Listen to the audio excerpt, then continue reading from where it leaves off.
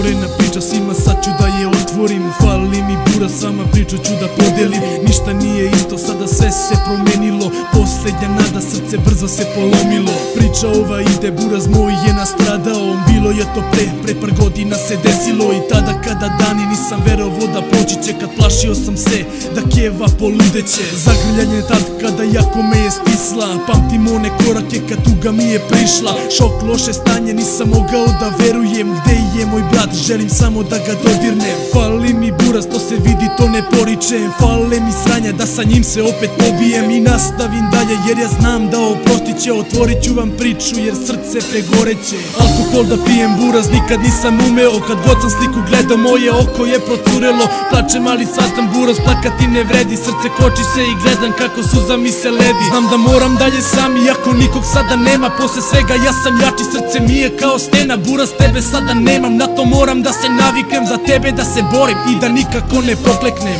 Ovu pesmu pišem jer sa srcem mi se slama. Sećam se keve te noći, bila je galama, a ja čekao brata mog na vrata da se vrati. Ni slutio nisam da to đavo neće dati.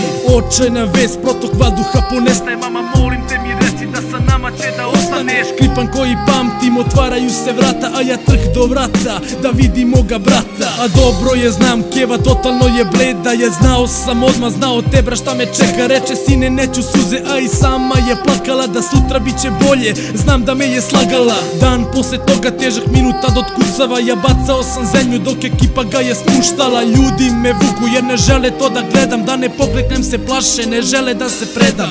Alkohol da pijem buraz nikad nisam umeo, kad god sam sliku gledao moje oko je procurelo. Plačem ali shvatam buraz, plakati ne vredi. Srce koči se i gledam kako suza mi se ledi. Znam da moram dalje sam iako nikog sada nema. Posle svega ja sam jači, srce mi je kao stena. Buraz, tebe sada nemam, na to moram da se naviknem. Za tebe da se borim i da nikako ne pokleknem.